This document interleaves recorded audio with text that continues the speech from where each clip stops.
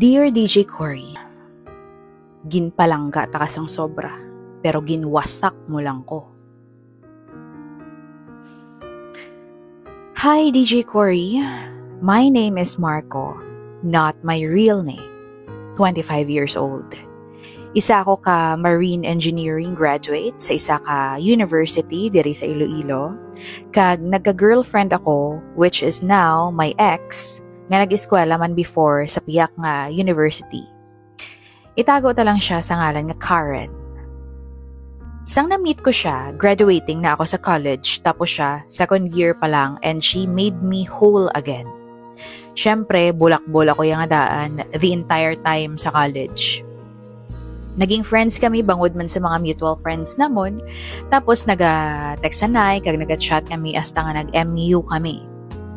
Mutual understanding. Masami kami nga nagakita ay after sa amon nga klase, tapos naga-food trip kami nga duha sa amon permi tambayan nga malapit sa Central Market. Wow! After namon kaon, nagabisita man ako sa iya nga boarding house, which is okay lang man sa iya nga landlady. Everything was so magical. Kag nakikita ko nga siya na ang babae nga makaupod ko. Wow, sa bilog ko nga pangabuhi. Or sa bilog ko nga kabuhi. Subong na ako nga daan nagseryoso liwat. Isa ka adlaw, ginkaduan ko siya sa iyang boarding house kay i-surprise ko siya tani isang breakfast. Kag dito ko na-realize nga gulpi lang siya nag-cold sa akon. Ginpamangkot ko siya kung anong problema, pero ang iya lang nga sabat sa akon, wala lang niya. Okay lang ko. Pero ginpabayaan ko na lang. Para nga hindi na lang kami mag-away. Ginbilin ko ang breakfast meal sa iya nga desk. Kag dali-dali ako nga nagwa sa iya nga kwarto. Kag naghali na lang ako sa iya nga boarding house. That time, nanawag sa akon ang barkada ko. Nanawag sa akon, barkada,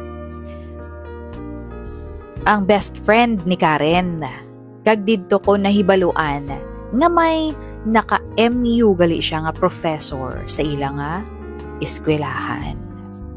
Gusto ko kadtuan ang professor kag ibunggo ang uloy sa salog.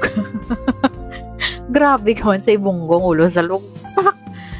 Wrestling yarn. Kalurke. So, ayun, gusto ko kadtuan ang professor kag ibunggo ang ulo ya sa salog. Ginpabayaan ko na lang. Kag nag-decide ako nga i-cut ang communication namon bago ako magsakay liwat sa barko. After sa akong nga kontrata, dito na ako ginakulit ni Karen. Kag nagapangayo siya sang second chance. So, ginhatag ko man, kay palangga ako pa siya gihapon. Pero may trust issues na ako sa iya because of what she did before. Isa ka adlaw naglisensya si Karen sa akon nga maubra sila sang thesis with her thesis mates. So ako, syempre, sugtan ko. Ginsugtan ko siya. Galing sang gabi na, daw wala gid siya nakapabatsyag sa akon.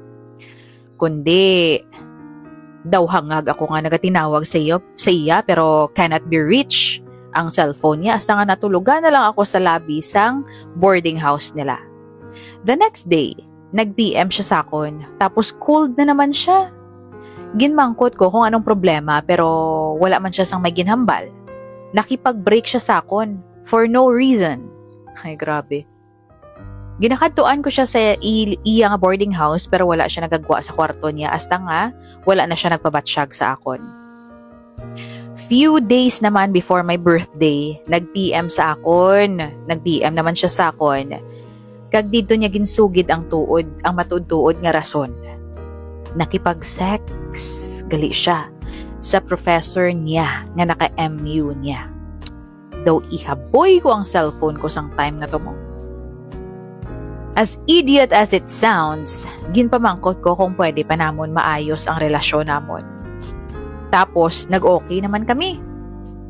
Pilit ko nga ginakakas ang kalain nga natabo sa relasyon namon. Ginakakas ko sa isip ko ang malain niya natabo sa relasyon namon. Pero kabudlay na gali. Simple lang man taning napangayo ko siya mo. bisan gamay lang balang assurance nga hindi niya to pag liwaton, galing wala.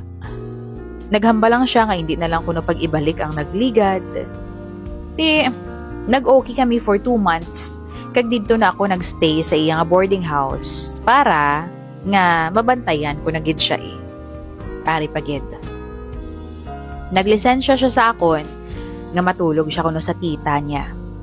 Ginawayan pa namon kay daw may indi gidya manami mo nga matabo na feel ko.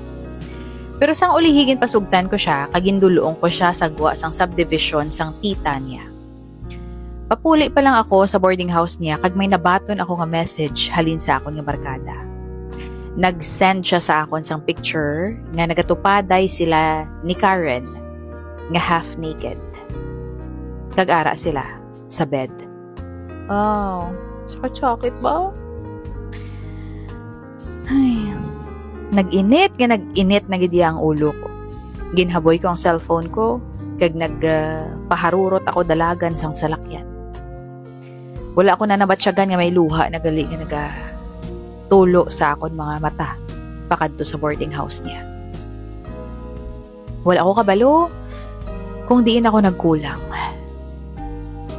Kung ano pang wala ko mahatag sa iya. Sakit Kiginbuhos ko ang tanan ko nga pagpalangga sa iya. Sobra. Tapos, ginwasak ya lang ko. Ginwasak ya lang ang tagipusuon ko. And you know what's the twist?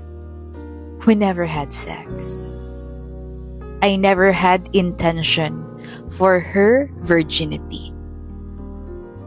She even made me promise nga wala na isang may matabo sa amon. And I kept that promise. Pamatsyagan ko daw wala ko pulo sa iya. Kahangag sa akon. Dito ko na-realize, hindi tanan makarelate sa love is sweeter the second time around. It's never the same love after breakup. Gani, ginkuha ko ang tanan ko nga gamit kag nagpauli sa amon nga balay. To my ex, Karen, tani, makapangita ka na sang tao nga magabuo sang kakulangan mo. Kay hambal mo, wala ko na mahimo. Tani, makapangita ka sang tao nga palanggaon ka. Kag sorry, gid, kung amo lang ko ni. Siguro hindi pa gid enough sa imong pagpalangga ko. Pero para sa akon, ginbuhos ko ang tanan. Ginhatag ko sa imo ang tanan. Thank you for the borrowed times. It was the best and worst part of my life. Madamo nga salamat, DJ Cory. Tani mabasa mo ang akon na sulat. Love, Marco.